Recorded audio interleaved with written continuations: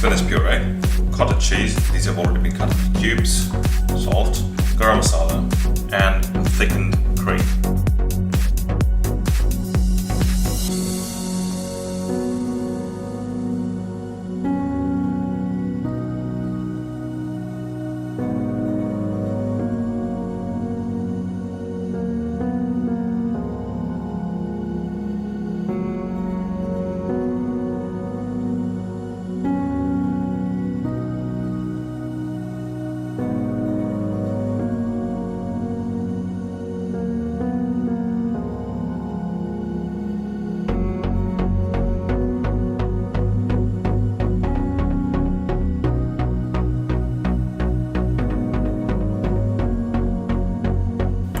There you have it, guys. That was another super simple dish that you can make on weeknights. You can make the spinach puree ahead of time. You don't have to make it on the day.